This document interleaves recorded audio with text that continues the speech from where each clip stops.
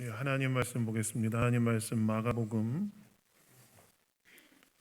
14장 22절로 26절까지 말씀입니다. 하나님 말씀 마가복음 22장 마가복음 14장 22절에서 26절까지 말씀.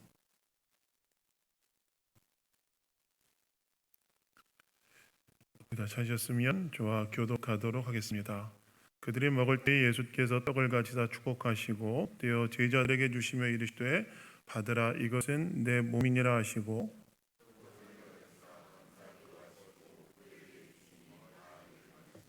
이르시되 이것은 많은 사람을 위하여 흘리는 나의 피 곧 언약의 피니라.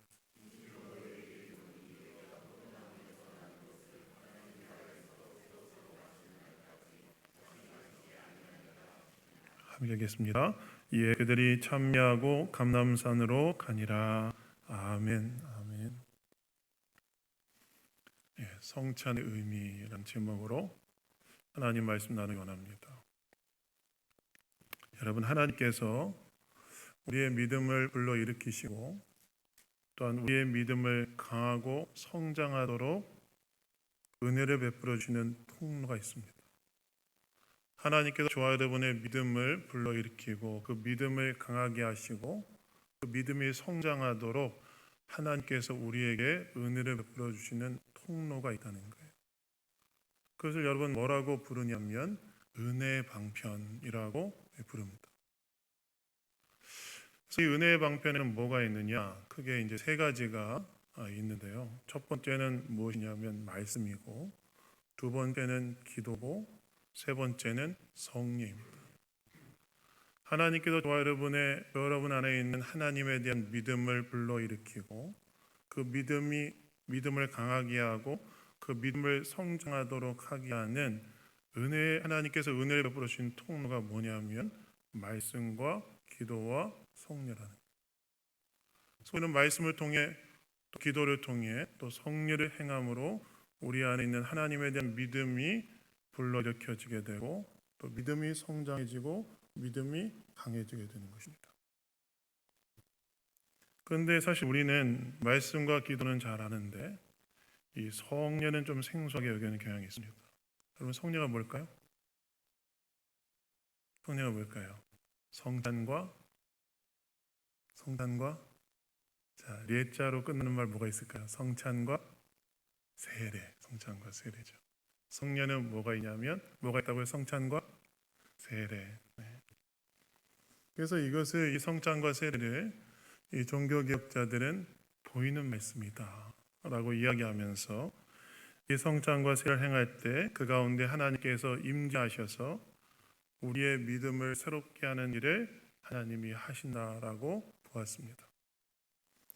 오늘은 이 성례 중에 특별히 성찬식을 거행하는 날인데요. 오늘 성찬식을 행하기 전에 성찬의 의미가 무엇인지 오늘의 말씀을 통해 다시 한번 되새기고 그 다음에 성찬에 참여하는 시간을 우리가 갖도록 하겠습니다. 첫 번째, 성찬에는 어떤 의미가 있느냐? 성찬에는 어떤 의미가 있냐면 예수님의 죽으심을 기억하고 기념하는 의미가 있습니다. 여러분, 오늘 본문 22절 전반부를 보시면 예수님과 제자들이 무엇을 행하고 있었는지에 대해 알 수 있는 구절이 나오는데요. 무엇을 행하고 있었다고 나와 있습니까? 22절 전반부를 보시면 그들이 먹을 때에 라고 나오는데, 즉 당시 예수님과 제자들이 무엇을 하고 계셨냐면 식사를 하고 계셨다는 거예요. 밥을 드시고 계셨다는 것입니다. 그렇다면 여기서 말하는 식사는 무엇을 말하느냐? 여기서 말하는 식사는 우리가 일반적으로 알고 있는 그런 식사가 아니라 유월절 저녁 식사, 유월절을 기념으로 하여 먹는 유월절 만찬을 의미하는 것이었어요. 즉 당시 예수님께서는 제자들과 함께 유월절 저녁 식사를 함께 하고 계셨다는 것입니다. 여러분, 유월절은 어떤 절기죠? 여러분이 잘 아는 것처럼 유월절은 하나님께서 애굽에 노예된 이스라엘 백성들을 구원하는 것을 기념하기 위해 제정된 절기가 유월절이었습니다. 그래서 하나님께서 애굽에 노예된 이스라엘 백성들을 구원하기 위해 애굽에 10가지 재앙을 내리시는데 마지막에 내렸던 재앙이 무엇이었습니까? 애굽의 초태생들을 다 죽이는 장자 재앙을 하나님께서 애굽에 내리시죠.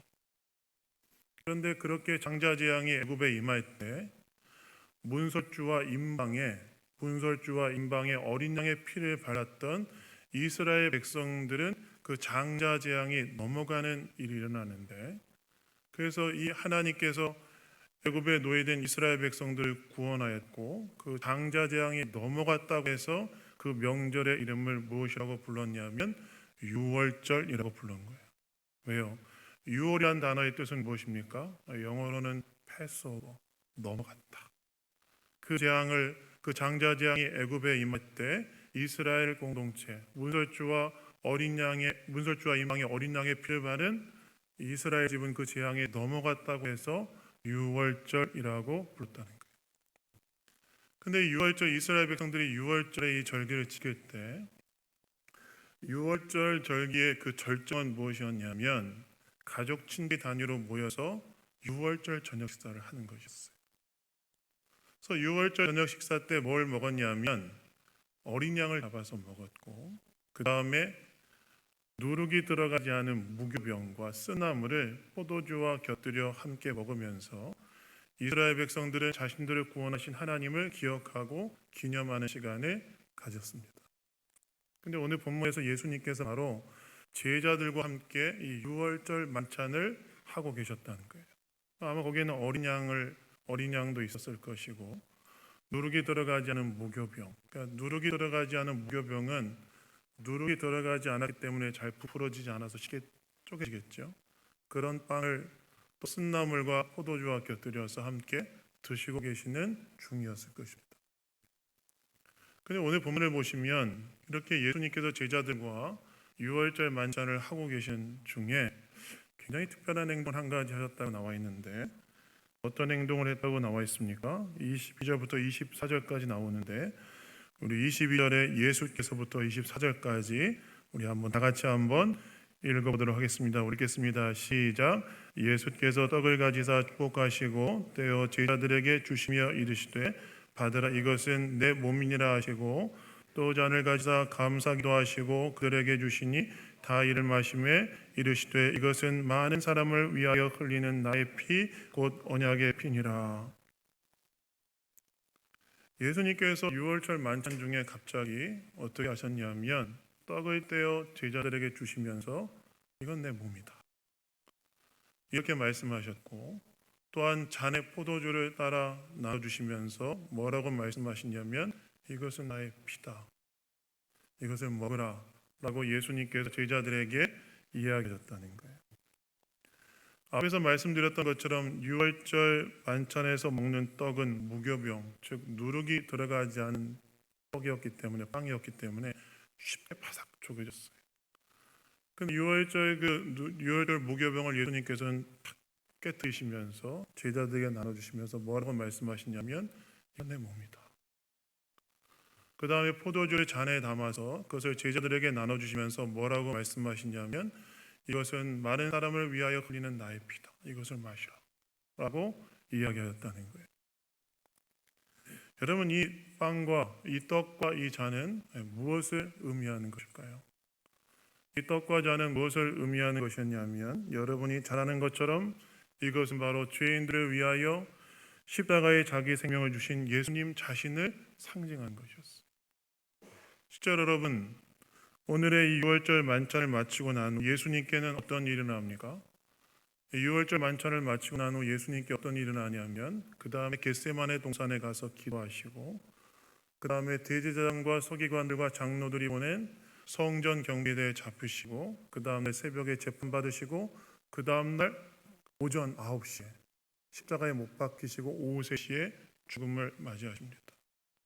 그러니까 예수님은 지금 당장 내일 어떤 일이 일어나신다는 거예요? 십자가에 못 박혀 죽으시는 일이 바로 그 뒤에 일어나는 일이었다는 거예요. 십자가에 못 박히시고 죽음을 당장 내일 맞이하게 되셨다는 것입니다.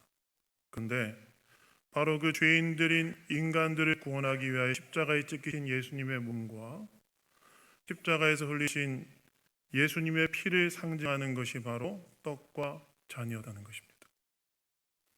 바로 6월절 만찬 중에 예수님께서는 자신의 십자가의 죽음을 상징하는 떡과 잔을 나눈 일을 하셨다는 거예요. 이건 내 몸이고 이건 내 피다. 여러분, 예수님께서는 왜 십자가의 고난을 당하셔야 했습니까? 예수님께서 십자가의 고난을 당하셔야 했던 이유는 바로 인간들의 죄를 대속하기 위함이었죠. 인간들이 죄로 인해 받아야 될 심판을 대속하기 위해 십자가의 고난을 예수님은 당하신 것입니다. 그런데 바로 이 떡과 잔이 바로 그 예수님의 몸과 피를 상징한다고 예수님 말씀했다는 거예요. 그리고 같은 사건을 기록한 누가복음 22장 19절에 보시면 예수님께서는 이 떡과 잔을 나눠주면서 무엇이라고 말씀하시냐면 이것을 행하여 기념하라 라고 말씀하세요. 즉 예수님께서는 제자들에게 떡과 잔을 나눈 일을 계속해서 행하게 하심으로 인간들을 구원하기 위하여, 우리를 구원하기 위하여 십자가의 생명을 주신 주님을 기억하고 기념하게 하셨다는 것입니다. 그래서 여러분, 성찬에는 어떤 의미가 있는지 아십니까? 저 여러분이 떡과 잔을 먹고 마실 때 먹고 마시는 이 성찬을 행하는 것에는 어떤 의미가 있느냐? 바로 우리를 죄에서 구원하기 위하여 십자가에서 자기 생명을 주신 주님의 죽으심을 기념하는 의미가 있는 것입니다. 나를 위하여 십자가의 죽음을 당하신 예수님, 나를 위하여 십자가의 몸이 찢기시고 나를 위해서 십자가의 보배로운 피를 흘리신 바로 예수님의 죽으심을 기념하는 것이 바로 성찬의 의미가 담겨져 있다는 것입니다. 사실 저와 여러분은 다 하나님 앞에 어떤 자들이었죠? 저 여러분 하나님 앞에 어떤 자들이었냐면 다 하나님 앞에 죄인들이었습니다.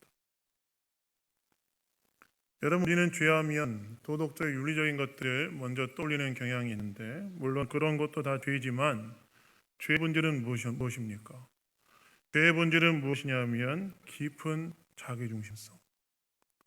하나님 중심으로 살도록 지음받은 인간이 하나님을 떠나서 내가 하나님 자리에 앉아 하나님 노릇하며 살겠다는 그 선언이 바로 죄의 본질이죠. 그래서 한국이 나온 아주 세계적인 복음주의 신약학자인 김세현 교수가 죄에 대해서 뭐라고 이야기하냐면 죄는 하나님을 향한 독립선언이다. 하나님이 계시되 하나님 중심으로 하나님을 의지하며 살지 않고 내가 하나님 자리에 앉아 하나님 노릇하며 살아가는 것이 죄라는 거예요. 그리고 그로 인해서 여러분 어떻게 합니까? 다양한 죄악들을 범하는 거죠. 마음속에도 죄를 범하고 입술로도 죄를 범하고 행함으로도 죄를 범하는 것이죠.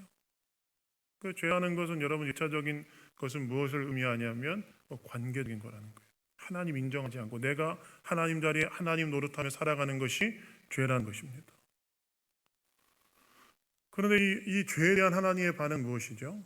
우리는 하나님에 대해서 그냥 좋은 게 좋은 것이다 라고 생각하는 호화로봇처럼 생각하는 경향이 있는데 이 죄에 대한 하나님의 반응은 성경이 뭐라고 이야기하냐면 하나님 거룩한 진노를 받으신다.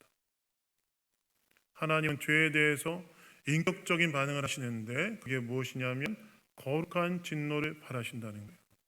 그래서 로마서 1장 18절에 보시면 뭐라고 나와 있습니까?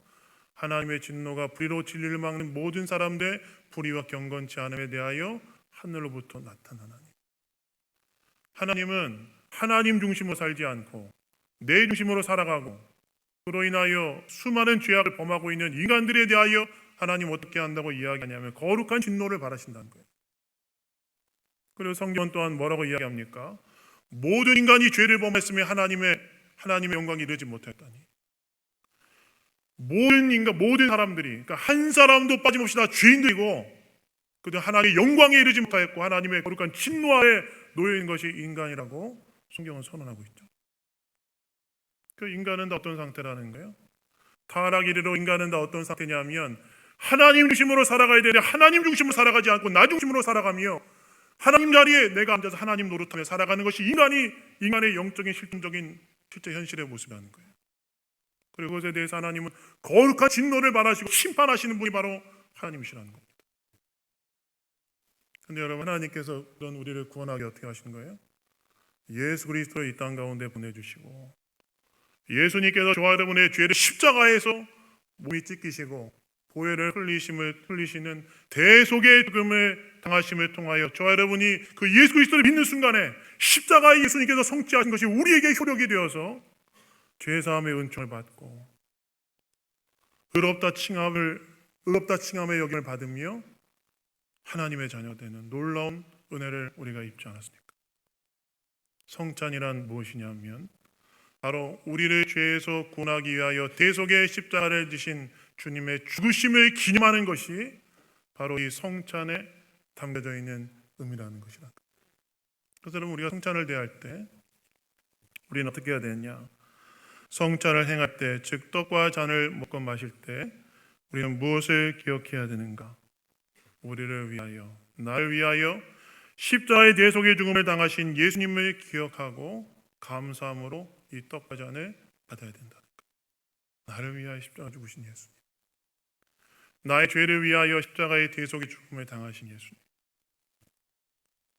나의 죄로 인해 십자가에서 몸이 찢기시고 십자가에서 보혈을 흘리신 예수님을 기억하면서 떠올리면서 그 예수님을 기억하고 감사함으로 우리는 떡과 잔을 받아야 된다는 이야기입니다.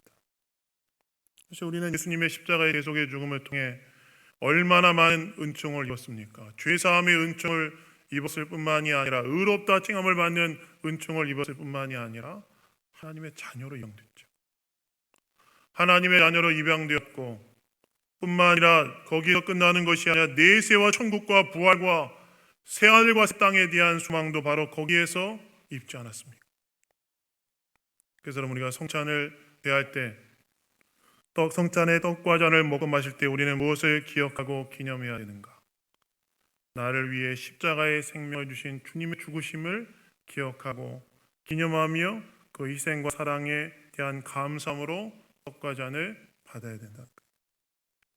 그래서 오늘 성찬을 행할 때 그런 은혜가 주님의 죽으심을 기억하고 기념하며 그로 인해 감사함으로 그 떡과 잔을 받는 은혜가 저 여러분 가운데 있기를 주님의 이름으로 축원합니다. 두 번째, 성찬에는 무슨 의미가 있느냐? 성찬에는 성찬에 참여하는 모든 자들이 주 안에서 한 몸 되었음을 의미하는 것이 바로 거기에 포함되어 있습니다.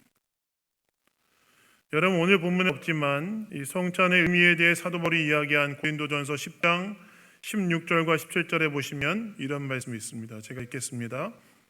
우리가 축복하는 바 축복의 자는 그리스도의 피에 참여함이 아니며 우리가 떼는 떡은 그리스도의 몸에 참여함이 아니냐. 떡이 하나요 많은 우리가 한 몸이니 이는 우리가 다 한 떡에 참여함이라 라고 나옵니다. 즉 바울은 편지를 받는 고린도 교회 성도들에게 뭐라고 이야기하냐면 성찬에 참여하는 것은 많은 우리가 한 몸됨을 의미하는 행위라고 지금 이야기하고 있다는 거예요. 예수님의 몸과 피를 상징하는 성찬에 참여할 때 그 성찬에 참여하는 자들은 주 안에서 한 몸 되었음을 의미하는 거라는 것입니다. 여러분, 한 몸 되었다는 건 뭘 의미할까요? 한 몸 되었다는 것은 우리가 서로가 서로에게 너무나 소중한 존재가 되었다는 것을 의미하죠. 여러분, 몸 중에 소중하지 않은 곳이 있습니까? 제가 요즘 머리를 감다가 가끔 충격적인 상황을 맞이하게 돼요. 머리를 감다가 머리카락이 굉장히 많이 떨어지는 걸 제가 보게 됩니다. 그래서 예전에 저는 사실은 머리카락이 떨어지는 것에 대해서 이렇게 떨어지지 않았지만 굉장히 그런 생각을 하지 못했는데 머리를 감는데 머리가 후루룩 떨어지면서 머리카락의 소중함을 제가 굉장히 느끼게 되는데 우리 몸에 여러분 소중하지 않은 영역이 어디 있습니까? 예전에는 여러분 맹장수술 같은 거 하면 그냥 맹장은 없어도 되는 장기 중에 하나라고 생각해서 쉽게 생각했는데 아니죠. 나중에 돌아보니까 맹장도 의미가 있는 장기라는 사실을 과학적으로 발견하지 않았습니까? 무슨 말이에요? 불필요하게 느껴지는 것들도 돌아보면 그게 아니라는 거예요. 다 의미 있고 우리 몸에 소중하지 않은 것이 없다는 거예요. 다 나름대로의 존재 이유와 목적이 있다는 거예요. 마찬가지로 우리가 한 몸이 되었다는 것은 뭘 의미하냐면 서로가 서로에게 너무나 소중한 존재가 되었다는 거예요. 예수 그리스도의 십자가의 보혈로 인해 우리가 주 안에서 한 몸 되었다고 사도 바울이 이야기하는데, 그건 뭘 의미하느냐? 서로가 서로에게 너무나 소중한 존재들이 되었다는 것을 뜻한다는 거라는 거예요. 즉 예수 안에서 그 예수를 믿는 자들은 다 주 안에서 어떤 자들이 되었다는 것을 뜻한다는 것입니까? 새로운 영적 가족이 되었다는 거예요. 여러분, 가족은 어떤 존재입니까? 여러분들에게 가족은 어떤 존재입니까? 가족은 어떤 존재냐면 슬플 때 함께 슬퍼하고 기쁠 때 함께 기뻐하고 서로를 위하여 주는 관계가 가족 공동체 아닙니까? 저희 어머니가 지난주 금요일에 갑자기 헤모글로빈 수치가 너무 떨어져서 지금 모시고 있었던 병원에서는 우리는 못한다. 그러니까 헤모글로빈 수치가 한 13에서 15 사이가 정상인데 6점대로 떨어진 거예요. 저한테 전화가 왔어요. 우리는 감당 못하니까 대학병원 가라. 이제 너무나 갑작스럽게 그 얘기를 들으니까 막 달려갔죠. 달려갔어요. 응급실에 어머니가 들어가 있었고 수혈을 해야 된다고 하더라고요. 오늘 오전에 새벽에도 전화가 왔는데 그 헤모글로빈 수치가 지금 안 잡혀가지고 5점대로 떨어지고 있다고 연락이 왔더라고요. 근데 그렇게 막 어머니가 상태가 너무 안 좋아지니까 가족들이 다 모였어요. 누나도 조퇴하고 왔고 저희 아버지도 달려왔고 명도 달려왔고 저도 달려왔어요. 그래서 제가 응급실에 들어가서, 응급실은 요즘 한 명밖에 못 들어가거든요. 돌아가면서 들어갔는데 저희 어머니가 저한테 첫 번째 말이 뭐였냐면 뭐였을까요? 미안하다고 그러시더라고요. 미안하다. 그래서 뭐 했을까요? 뭐가 미안해? 뭐가 미안해? 근데 가족들 다 모여서 어머니의 그 어려운 상황들 보면서 같이 이렇게 마음을 쓰고 어떻게 어머니를 어떻게 좀 회복시키기 위해서 여기저기 전화도 하고 사람도 찾고 물어보고 하는 것들을 보면서 가족이란 어떤 공동체냐? 서로를 위해주는 공동체. 돌아오면서 그런 생각 좀 했습니다. 근데 우리가 한 몸이 되었다는 것, 주 안에서 새로운 영적 가족이 되었다는 것은 무엇을 의미하냐면 바로 서로가 서로에게 그런 자들이 되었다는 거예요. 서로를 위하는 자들이 되었다는 거예요. 서로가 힘들 때 함께 슬퍼해주고 서로가 기쁠 때 함께 기뻐해주는 그런 새로운 영적 가족 공동체가 바로 교회라는 것입니다. 근데 예수님께서, 사도 바울이 우리가 성찬에 참여할 때 예수님의 떡과 잔을, 몸과 피를 상징하는 떡과 잔을 먹고 마실 때 우리는 무엇을 되새겨야 된다고 사도 바울이 이야기하고 있냐면 우리는 주 안에서 한 몸 되었다.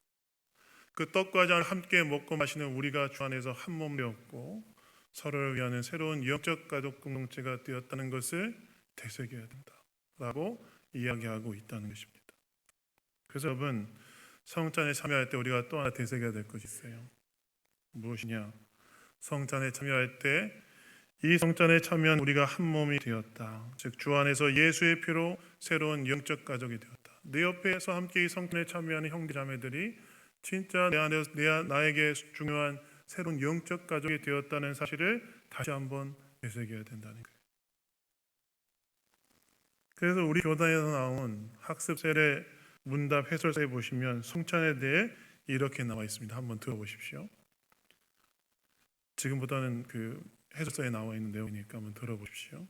포도주는 그 붉은 색깔 때문에 예수님의 피를 의미합니다. 예수님이 십자가에서 피를 흘리셨으므로 이제 우리 안에는 예수님의 피가 흐르게 되었습니다. 그래서 우리 믿는 자들의 혈액형은 모두가 다 예수님의 혈액형으로 통일되었습니다. 이제는 더 이상 분노하고 시기하며 분열하지 않고 사랑으로 하나 되는 새 사람이 된 것입니다. 뭐라는 거예요? 우리가 예수님 믿을 때 우리는 다 혈액형이 어떻게 됐다는 거예요? O형이 아니죠. O형입니다. 모든 사람에게 피를 줄 수 있는 O형입니다. A형, B형, B형이 아니라 본질적으로는 다 예수님의 피로, 예수님의 혈액형으로 통일됐다는 것. 그 말은 무슨 말이에요? 우리가 주 안에서 하나 되었다는 것이, 한 몸 되었다는 것. 그래서 성찬을 우리는 또 대할 때, 떡과 잔을 먹고 마실 때 우리는 무엇을 또한 되새기게 되는가?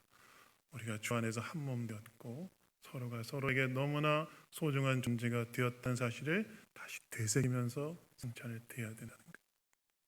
그래서 성찬을 할 때 바로 이 마음으로 이 떡과 잔을 함께 먹고 마시는 내 옆에 있는 사람들이 나에게 하나님께서 허락하신 새로운 영적 가족 공동체, 내가 힘들 때 함께 해주고 나를 위해 기도해주고 내가 기쁠 때 함께 기뻐해주는 귀한 관계를 하나님 허락하셨다는 사실을 다시 한번 되새기면서 그 떡과 잔을 받으시는 저 여러분 되기를 주님의 이름으로 축원합니다.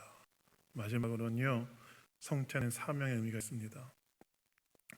오늘 보면 25절을 보면 예수님께서 잔을 나누신 후에 한 가지 의미심장한 말씀을 하시는데 뭐라고 말씀하십니까? 우리 25절 다 같이 한번 읽도록 하겠습니다. 읽겠습니다. 시작. 진실로 너희에게 이르노니 내가 포도나무에서 난 것을 하나님 나라에서 새 것으로 마시는 날까지 다시 마시지 아니하리라. 예수님께서 하나님 나라에서 새 것으로 마신 날까지, 즉 예수님의 재림을 통해 하나님 나라가 완성되기 전까지 더 이상 잔을 마시는 것을 유보하겠다, 이렇게 얘기했다는 거예요. 그러면 이걸 이해하기 위해서는 당시 6월절에 포도주 잔을 드는 것에 대한 이해가 약간 선행되어야 되는데요, 6월절 만찬할 때는 잔을 4번 들었습니다. 출애굽기 6장 6절에 7절 나오는 하나님의 구원 역사에 대한 말씀을 4부분으로 나누어서 그것을 읽으면서 4번 들었는데, 아마 예수님께서 이것이 나의 피라고 얘기했을 때 그 잔은 3번째 잔이었던 것 같아요. 근데 마지막 잔을 내가 유보하겠다. 하나님 나라가 완성될 때까지 내가 이 포도주를 마시지 않겠다. 그러면 여러분, 예수님께서 이 하나님 나라가 완성될 때까지 예수님이 받을 수 있는 유일한 잔은 무엇일까요? 그것은 여러분이 잘 아는 것처럼 겟세마네 동산에서 예수님께서 말씀하신 이 잔을 나한테 옮겨주옵소서. 그러나 아버지 뜻대로 하겠다고 했던 죄인들이 인간들의 죄를 대신 대속하기 위하여 하나님으로부터 받아야 된 진노의 잔, 딱 받는다는 거죠. 즉 이 말은 어떤 말이냐? 내가 하나님 나라가 완성될 때까지 마지막 잔을 유보하겠다는 말은 어떤 말이냐면, 내가 인간들의 죄를 대속하는 진노의 잔을 향하여 내가 의심 없이 내가 나아가겠다. 사명을 이루는 길을 내가 가겠다라는 그런 결의가 담겨져 있는 말씀이었다는 거예요. 즉 예수님께서는 반드시 사명의 길을 가겠다라고 이야기하신 것입니다. 그래서 우리가 성찬에 참여할 때 또한 우리 안에 되새겨야 될 것은 무엇이냐? 예수님께서 십자가의 사명을 향해 나가신 것처럼 우리도 우리에게 맡겨진 사명, 즉 그분의 죽으심을 전파하는 사명을 감당하겠다는 이 사명을 다시 한번 우리 안에 되새기고 그것을 위해 헌신하기로 결단하면서 받는 거란 거예요. 그래서 여러분, 성찬을 받을 때 우리는 어떻게 해야 되는가? 우리에게 주님께서 주신 사명, 즉 주님의 죽으심을 전하는 사명을 감당하겠다는 그 마음을 우리 안에 한 번 더 되새기는 것입니다. 그래서 성찬을 대할 때 예수님의 죽으심을 전하는 삶을 살겠다고 다시 한번 주님 앞에 다짐하시면서 떡과 잔을 받으시는 저 여러분들을 주님 이름으로 축원합니다. 말씀했습니다. 여러분, 성찬에는 우리를 위하여 십자가의 생명을 주신 주님의 죽으심을 기념하는 의미가 있습니다. 또한 성찬은 우리가 예수 안에서 한 몸 되었음을 뜻하는 의미가 있습니다. 또한 성찬에는 주님의 죽으심을 전파하는 사명의 의미가 담겨져 있습니다. 우리 성찬을 대할 때 이 성찬의 의미를 되새기고 나를 위하여 십자가에 죽임당하신 주님의 희생과 사랑에 감사하고 또 이 성찬에 참여하는 모든 자들이 나의 형제자매가 되었음을 기억하고 사랑으로 섬기기로 결단하고 또한 세상에 주님의 죽으심을 전하기로 결단하시는 그런 은혜가 이 성찬을 할 때 저 여러분 가운데 임하기를 예수님 이름으로 축원합니다. 자, 우리 기도하겠습니다. 하나님 아버지, 감사합니다. 오늘 성찬의 의미를 돌아보는 시간을 가졌습니다. 우리의 죄를 위하여 십자가에 돌아가신 예수님의 죽음을 기념하는 이 성찬, 우리가 감사함으로 받는 자를 되게 하시고 성찬에 참여하는 우리가 한 몸 되었음을 기억하며 서로 사랑하게 하시고, 또한 성찬에 참여한 우리가 이 세상에 주님의 십자가를 증언하는 사명자로 또한 살 수 있도록, 사는 것을 결단하는 시간 될 수 있도록 은혜 내려 주시옵소서. 모든 것 주님께 감사드리며 우리를 구원하신 예수 그리스도의 이름으로 기도드렸습니다. 아멘.